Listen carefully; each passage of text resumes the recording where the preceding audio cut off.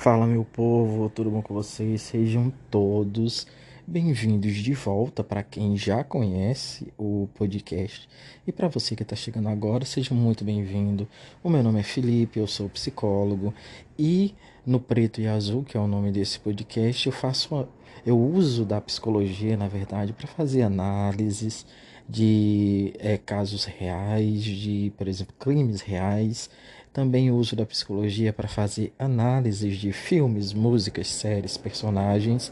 E também tenho episódios aqui onde eu trago fatos e curiosidades sobre também filmes, séries e outros conteúdos da cultura pop. Nesse episódio especificamente, no episódio de hoje, esse que você está ouvindo, eu vou fazer uma análise psicológica do filme, na animação, na verdade, que também é um filme, né? A animação é um tipo de filme que ganhou o Oscar de melhor animação do ano de 2023, que é O Menino e a Garça. Para quem já conhece, né, já é fã do estúdio que criou O Menino e a Garça, já deve estar por dentro de tudo. Eu aqui, minha gente, eu vou confessar, não falo bem japonês, na verdade eu não falo nada de japonês, e eu vou aqui falar é, alguns nomes, inclusive o nome do estúdio, né? Eu falo Estúdio Ghibli, mas não tenho certeza absoluta se o nome é Estúdio Ghibli, se é Estúdio Ghibli. Então, para você que é fã do estúdio, para você que é fã do diretor, que eu não me atrevo nem a dizer o nome do diretor, para não errar, para não falar errado o nome, né? Para que ninguém ache que é desrespeito, já embora esteja no Brasil e não tenha obrigação de falar japonês. Mas hoje, como eu já disse, vou fazer uma análise desse filme, né, O Menino e a Garça, que eu assisti faz algum tempo já, e eu levei todo esse tempo assim para digerir melhor. Achei melhor demorar um pouquinho mais para entender melhor o filme, para entender mais a proposta do filme. Para isso eu assisti também comentários de outras pessoas que trabalharam em cima desse filme, como a Isabela Boscov, que com certeza absoluta, se você tem YouTube, ou você está no Twitter, ou no Instagram, em algum momento nesses anos, pelo menos nesses últimos 3 anos, você se deparou em algum momento com a Isabela Boscov, com os vídeos dela. Afinal de contas, hoje ela é a crítica de cinema mais importante do Brasil, né? Então, principalmente se você usa o YouTube, em algum momento você viu um vídeo dela e ela falou sobre esse filme, falou um pouco do autor, do autor, não só do autor do desenho, porque o desenho, né, trazer uma curiosidade, caso você não saiba, né, você seja apenas como eu, que consumiu o filme, mas não é um grande conhecedor da história. O filme O Menino e a Garça, ele se baseia em uma história, né, em um livro japonês que foi lido pelo autor. Eu vou aqui tentar dizer o nome do autor, né? Por favor, me desculpe se eu falar errado, e com certeza eu vou falar errado. É Hayao Yamazaki, uma coisa do tipo. Então, desculpe aí. Não sei falar o nome dele direito. Já tentei várias vezes e não consigo. Hayao Yamazaki. Você conhece. O diretor lá fodão do estúdio Ghibli, que é o mesmo diretor e criador das Aventuras de Chihiro, que também ganhou o Oscar, né? Esse já é o segundo Oscar dele. O primeiro Oscar dele foi com as Aventuras de Chihiro, lá no iniciozinho dos anos 2000, e agora ele ganha de novo com o Menino e a Garça. Então, no vídeo da Isabela Boscov, que eu sugiro a você que depois que você escute a minha análise psicológica, porque eu não sei se eu já deixei claro, eu sou psicólogo, então vou fazer essa análise. No vídeo dela, ela traz informações mais sobre o diretor, o autor do desenho, não o autor dos livros, mas sobre a vida dele. E outro vídeo que eu assisti é o da Mikan. Mikan, já foi mais famosa, já foi mais influente no YouTube. Hoje em dia ela não tá tão influente assim, ela tá mais flopadinha hoje em dia. Ela bomba mais quando era questões assim relacionadas a Game of Thrones, que foi o que deu realmente a fama dela na internet. Nos últimos anos pelo menos nos últimos 2 anos, ela tá mais sumidinha na internet, inclusive do canal dela. Mas também é muito interessante porque quando eu fui ver, né, os vídeos da Isabela Boscov e o vídeo da Mikan, você vê que são duas pessoas que conhecem muito esse mundo, né? Conhecem muito sobre o autor, sobre a produtora de filmes, sobre todas as histórias e como elas se conectam, mas cada uma em uma área. A Isabela Boscov sempre assim um lado muito técnico e ela traz muitas informações técnicas mesmo, né, que eu acho muito interessante. E é por isso que eu gosto tanto dela, né? Porque ela não é simplesmente uma pessoa que pegou uma câmera, ligou uma câmera e está dizendo se gosta do filme ou se não gosta, baseado apenas em achismo. Ela trabalha com isso há muitos anos. Já Mikan, ela, embora seja uma jornalista, ela tenha trabalhado assim há muitos anos em sites de cultura pop e coisa e tal, vê que a ligação dela com esses filmes é mais emocional, embora ela traga muitas questões técnicas e fale aprofundar de algumas coisas, mas é banhado, assim, as opiniões dela é banhado de emoção, você vê, assim, no rosto dela. Então, se você quiser também, seria interessante ver os dois vídeos, né? Ver o da Isabela Boscov, da forma como ela fala, mas também tem relação com a idade, né? A Isabela Boscov, eu creio que ela tenha mais de 50 anos, ou ela esteja, assim, passando dos 50 anos. Já a Micaela tá ali por volta de 30 anos, 30 e poucos anos de idade, também tem essas questões, né? A forma como se enxerga, as duas enxergam tais coisas. E aí, voltando assim para essa questão do filme, o filme, de modo geral, ele trata da vivência de um garoto que perdeu a mãe em um acidente, né? Na verdade, não foi nenhum acidente, mas o filme ele se passa num contexto de guerra. Não lembro se é da Primeira ou da Segunda Guerra Mundial no Japão. Creio que seja ali por volta da Segunda Guerra Mundial que assolou ali o Japão e mostra que a mãe, né, do protagonista, ela estava internada no hospital, ela estava doente e, se eu não me engano, porque já faz um tempinho que eu vi, o hospital, eita, mas eu tô gaguejando, Jesus misericórdia, o hospital onde ela está é bombardeado e ela acaba morrendo, né, e ele tenta, o protagonista, que é uma criança, ele tem ali aproximadamente entre 11 e 13 anos de idade.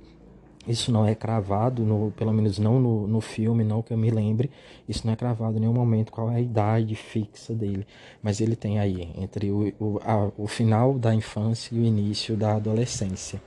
Ele tenta salvar a mãe dele, né? A gente vê essa primeira tentativa dele, a gente é apresentado a ele tentando salvar a mãe, porque o hospital foi bombardeado, ela morreu, e ele tá ali dentro, e logo após a gente vê ele, na verdade é um salto temporal curto, que é logo após a mãe dar-se a entender que a mãe já foi enterrada e tal, e ele se muda para o interior do Japão com o pai dele, onde ele descobre que a irmã da mãe dele agora é a nova esposa do pai dele e que era a tia dele, né? Então, assim, se é a irmã da mãe dele, então era a tia dele, então a mãe dele morre, a tia ocupa o lugar da mãe. Isso aí já é um conflito interno, quando se fala de psicologia, ainda mais quando a gente está tratando de uma criança, né? Porque, embora se trate as pessoas que estão ali entre 11 e 13 anos como sendo adolescentes ou pré-adolescência, eu particularmente não gosto desse nome. Na verdade, conforme os anos vão passando, eu venho gostando menos desse termo pré-adolescência. Então, para mim, adolescente mesmo é a partir dos 14 anos até os 13 anos, para mim, você é uma criança. Então, para mim, eu poderia até dizer mesmo, assim, afirmar que, para mim, enquanto psicólogo, eu vejo uma criança com 14 anos na pré-adolescência e quando ela completa 15, aí sim, ela é uma adolescente, mas isso é um assunto para outro podcast, outro momento.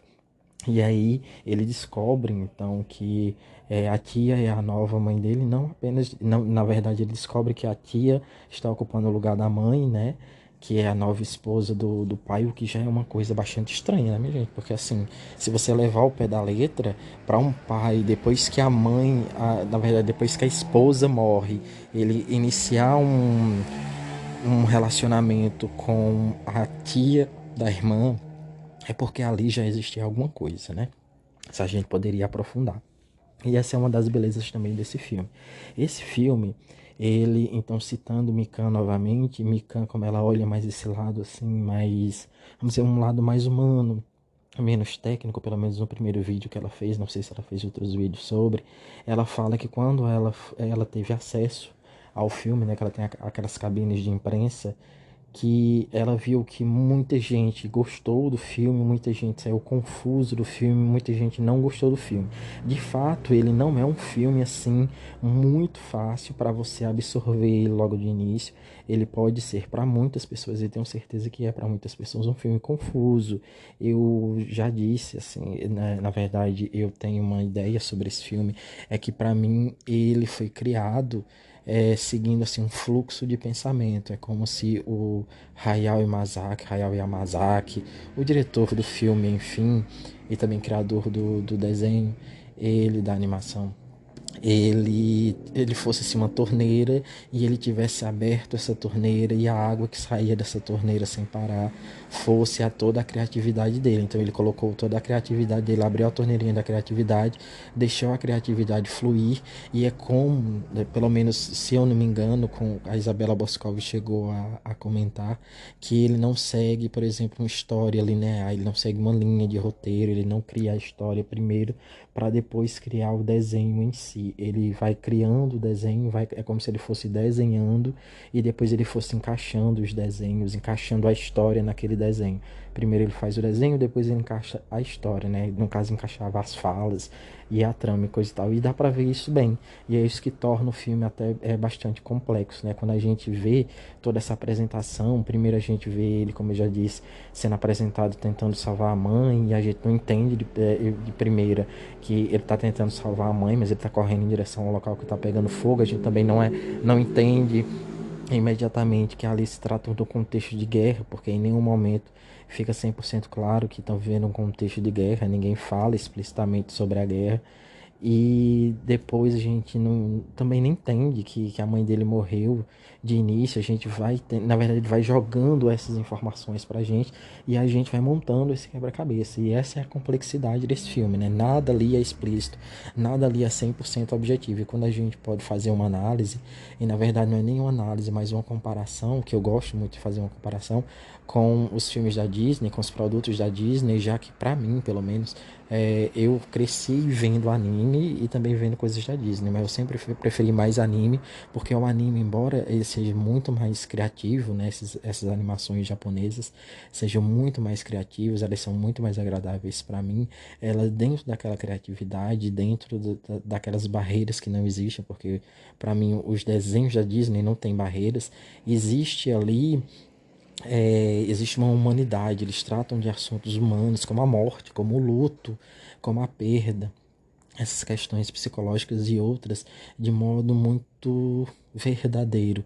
Que se a gente comparasse, por exemplo, se essa mesma história, o Menino e a Garça, fosse feita pela Disney, o que é que a gente teria? A gente teria uma história extremamente infantilizada, que não mostraria ninguém morrendo ou não fazia nenhuma insinuação de morte, em que, embora tivesse uma criança vivendo com um luto, muito provavelmente seria um luto muito infantilizado, onde teria animais, e lá também tem animais, né? Mas, por exemplo, animais assim muito fofinhos, animais que cantariam junto em um determinado momento com o protagonista e ensinariam através de uma música o valor, sei lá, da amizade e o porquê que ele deveria continuar caminhando e questões amorosas e coisa e tal, mas sempre num tom muito infantilizado, enquanto nos filmes, né, nesse anime, e é uma característica do autor e do diretor, tratar dessas questões de modo mais verdadeiro, né? Ele usa da animação, ele usa do desenho como uma forma de expressar aquilo, e tem muito do autor, muito da vida do autor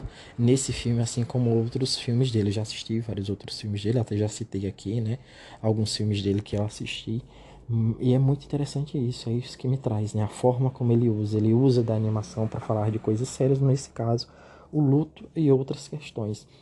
E aí a gente vai desenrolando todas essas questões que ele vai jogando no ar, e a gente vai ter que ir pegando e indo construindo essa história na cabeça da gente, que faz com que isso tudo seja muito complexo, né? Que se torne uma história com muitas camadas, e isso faz com que seja tão incrível esse filme e outros filmes dele, porque nos dá a possibilidade de ir para diversos caminhos. Como ele é um filme que tem muitas camadas, e quanto mais você aprofunda, mais você consegue aprofundar, mais você tem a capacidade de aprofundar. Isso torna o filme confuso para muita gente, isso torna um filme desagradável para muita gente, porque esperam uma coisa mastigada, uma coisa objetiva, uma coisa direta, né? Não esperam que o autor diga, como se o autor simplesmente dissesse assim, ó, a história é essa daqui e você tem que montar uma linha de pensamento aqui, você tem que deixar esse filme coerente para você, porque a gente vai desenrolando e ele vai para o interior e a gente de repente surge uma garça, né? Aí surge essa garça e a gente não entende por que dessa garça, por que essa garça tá ali e a gente não sabe se aquela garça sempre esteve ali, a gente não sabe se aquela garça é de verdade, se a garça é de mentira. Em determinado momento dá-se a entender que a garça ela é real, real no tipo é um animal e aquele animal sempre esteve ali. Em outro ponto do filme dá-se a entender que aquilo ali tudo ele está imaginando tudo aquilo, né? Então fica essa confusão do que é real, do que não é real, do que é imaginação, do que não é imaginação, e a gente vai vendo o desenrolar disso e os conflitos que ele vai tendo internamente, o conflito do luto, porque ele perdeu a mãe dele e ele não teve tempo de lidar com aquele luto, e a gente vê ele sofrendo do luto ao mesmo tempo dentro de uma sociedade japonesa que está sendo afligida por uma guerra, então ele tem que fugir para sobreviver, coisa que a mãe dele não teve a oportunidade. O pai leva ele para o interior, ele descobre que a tia agora é a mulher do pai dele, não apenas a tia é a mulher do pai dele, mas a tia é apresentada como a nova mãe dele, aí já gera um outro conflito psicológico, que também não é aprofundado, 100% aprofundado, e ao mesmo tempo é aprofundado, e isso é que torna esse filme tão extraordinário, né? Porque ao mesmo tempo que a gente não vê profundidade nessa relação, não vê profundidade nessas escolhas que o pai teve, tudo é aprofundado de um determinado momento. E aí ele é apresentado dessa forma, né? É apresentado a ela, essa daqui é a sua nova mãe, e automaticamente ele já descobre que essa nova mãe, que é a tia dele, que até pouco tempo era a tia dele, né? Que ele conheceu como sendo tia dele, ela tá grávida, e isso aí já é um outro baque que entra nas questões de destronamento, que também não são aprofundadas, e questões de destronamento é uma questão psicológica que nós estudamos em psicologia infantil e que fala da relação entre os filhos primogênitos, ou seja, os primeiros filhos com os outros filhos que vão surgindo. Isso não é tratado, porque o filho, né, na verdade, o irmãozinho só vai aparecer lá no final do filme. E a gente vai vendo essas questões e vendo como essa tia que agora é mãe e a tia se coloca verdadeiramente no lugar da mãe, ocupa o lugar da mãe 100% e tenta ocupar esse lugar da mãe ali na escatologia chinesa, né, da forma, na verdade chinesa não, da forma japonesa de ver e se expressar e coisa e tal, e a gente vai vendo esse desenrolar, a gente vê em determinado momento o sofrimento do personagem, né, o sofrimento do menino que perdeu a mãe e agora está tendo ali naquela nova realidade. A gente vê que por algum modo, na verdade não é de algum modo, mas por alguma razão ele não é aceito naquele local, enquanto ele é recebido, muito bem acolhido na casa do pai, que é a casa dele. Quando ele vai para a escola, as crianças rejeitam ele, as crianças batem nele, ele se envolve em uma briga. E nada ali é explicado. A gente não sabe por que, que aquela briga está acontecendo, não sabe por que, que ele foi rejeitado. Simplesmente mostra que ele foi rejeitado e ele se envolve em uma briga. E para escapar daquela situação, ele usa de uma manobra psicológica que é, na verdade, uma manobra psicológica. Meu Jesus, misericórdia, como eu estou gaguejando hoje. Não tô entendendo o que é que eu tô gaguejando tanto, mas eu tô gaguejando. Então ele usa uma manobra psicológica. O que é que ele faz? Eu tenho que dar um jeito aqui de sair desse local, né? Eu mal cheguei nesse local, já é o primeiro dia de aula. Eu já me envolvi aqui em uma briga, as pessoas vieram me atacar. Então ele taca uma pedra, pega uma pedra, bate com a pedra na cabeça e chega em casa e diz que ele foi atacado pelos outros meninos, o pai se revolta e coisa e tal, numa tentativa de fugir daquela situação, né? Uma tentativa de se isolar mesmo e quem sabe até mesmo de voltar psicologicamente, né? Ele pode ter pensado em voltar lá para a cidade, para a cidade grande onde ele morava, né? Que é onde as lembranças foram construídas relacionadas à mãe dele. E aí vem mais essa complexidade, porque isso é simplesmente jogado para nós. Isso não é explicado em nenhum momento. O que é que aconteceu e por que que aconteceu, né? Vão acontecendo coisas. Esse fluxo contínuo de pensamento, de criatividade do autor e do diretor que vai fazendo as coisas serem tão maravilhosas e serem tão complexas e tendo muita psicologia no local, né? E a gente vai vendo ele lidando com o luto, e são sequelas de luto, né? ele não tá afim além de encarar aquelas coisas, ele tá encarando uma coisa muito maior, ele tá encarando a perda da mãe, ele não, na verdade ele não teve nem como encarar a perda da mãe 100%, porque ele já foi deslocado do local, levado para outro lugar e está sendo bombardeado por várias questões e bombardeado com novas notícias que ele não esperava. Ele podia esperar muita coisa, mas não que a tia fosse a nova mãe e que a tia já tivesse grávida e que ele tivesse que morar naquele local e coisa e tal. E aí vem a relação dele com a garça. A relação dele com a garça tem diversos vieses. Você pode olhar de diversas formas. Você pode olhar do lado, vamos dizer assim, natural, como se fosse apenas um animal, que é o, como ele encara, né? De início ele encara a garça como sendo um animal doido, ali, um animal que tem que ser tirado daquele local. É um animal que está querendo atacar ele, que ataca ele e que está perseguindo ele. Então ele tenta afugentar aquele bicho dali. Depois vai se revelando as questões mágicas relacionadas a esse, né? Esse bicho.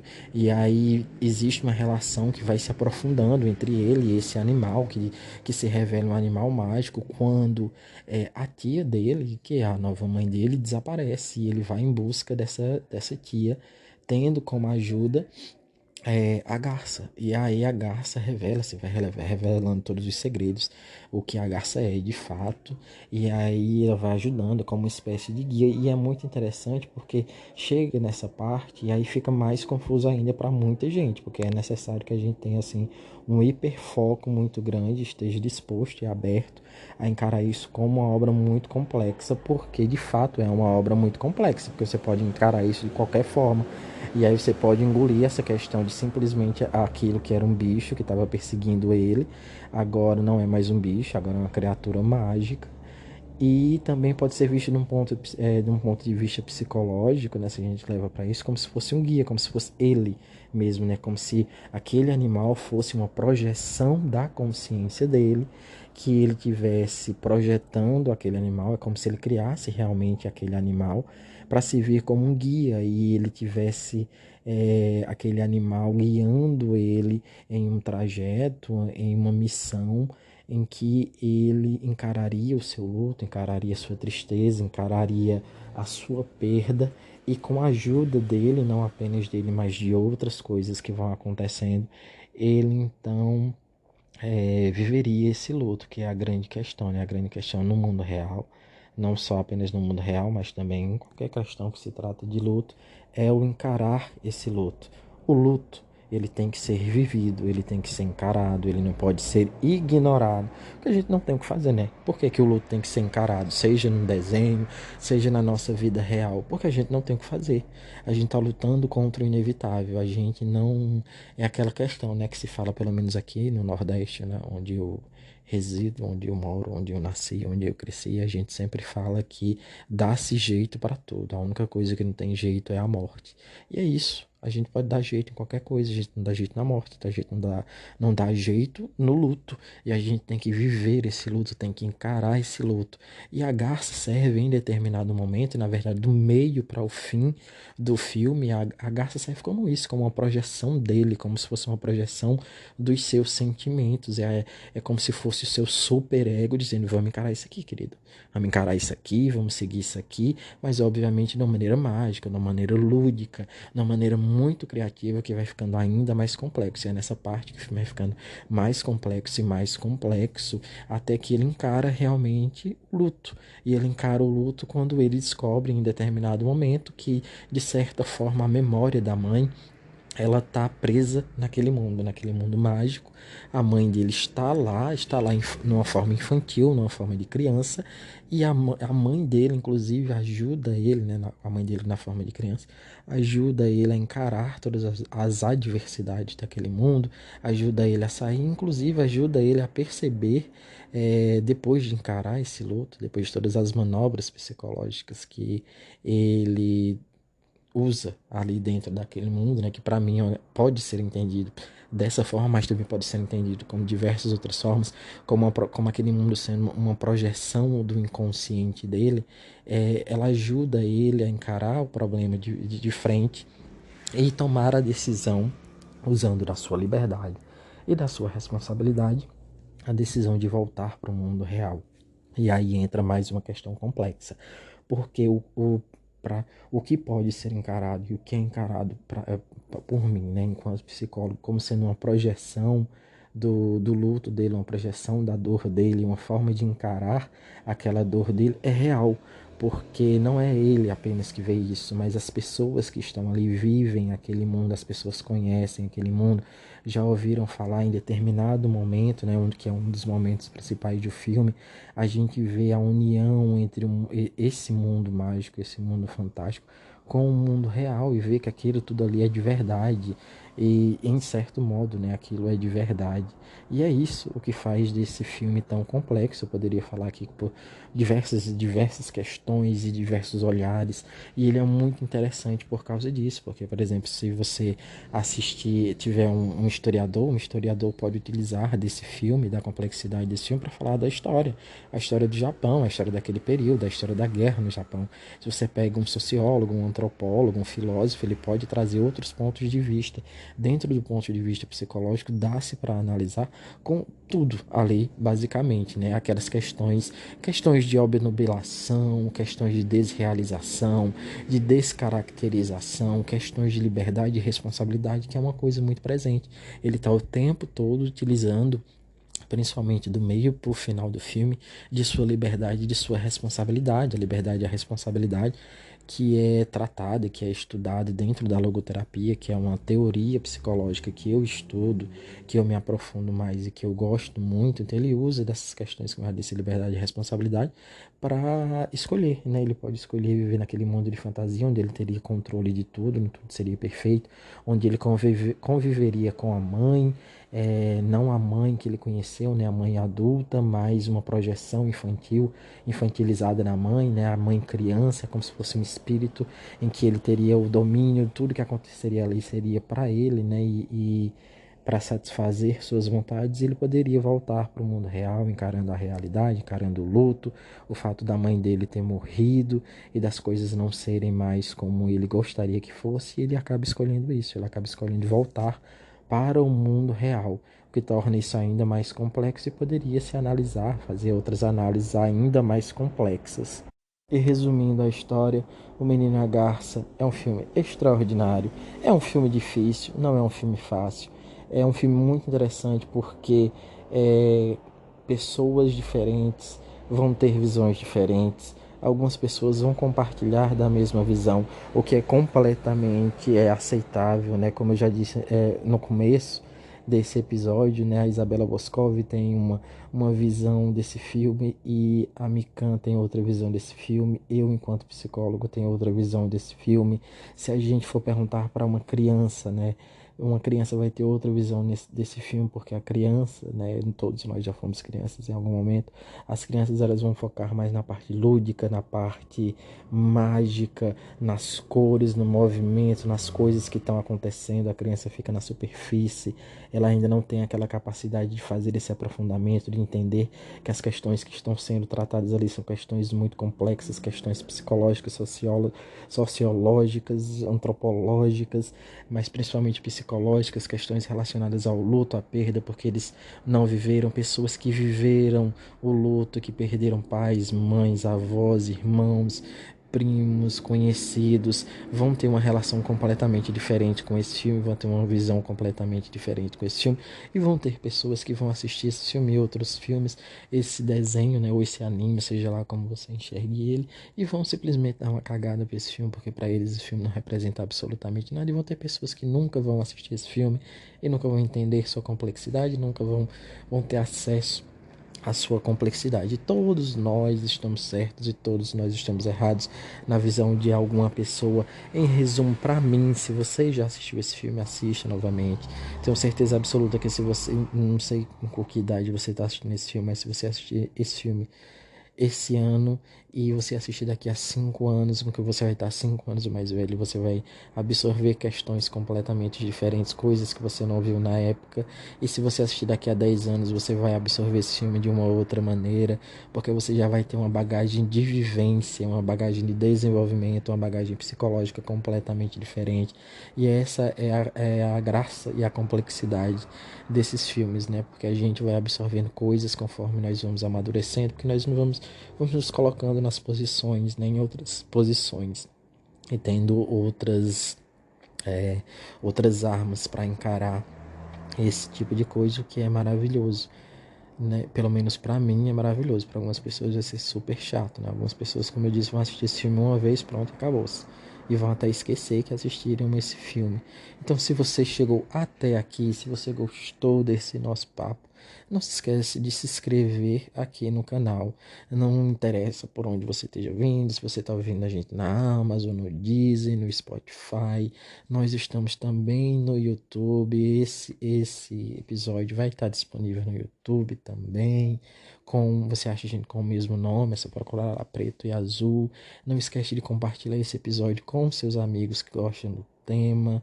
Então se inscreve se você está ouvindo aqui pelo Spotify, que é a principal, vamos dizer assim, o principal meio que as pessoas escutam podcast, pelo menos aqui no Brasil.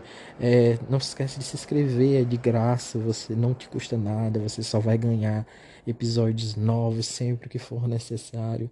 Episódios novos sobre coisas da cultura pop. Não esquece também, se você chegou até aqui e está ouvindo até esse momento, de aproveitar todas as outras coisas que tem aqui no canal. Como eu já disse, aqui eu conto histórias diversas. Aqui você vai ver análises psicológicas, você vai encontrar episódios onde eu faço análises psicológicas de casos reais de serial killers. Você também vai ter muitas curiosidades sobre filmes, séries e outras questões da cultura pop.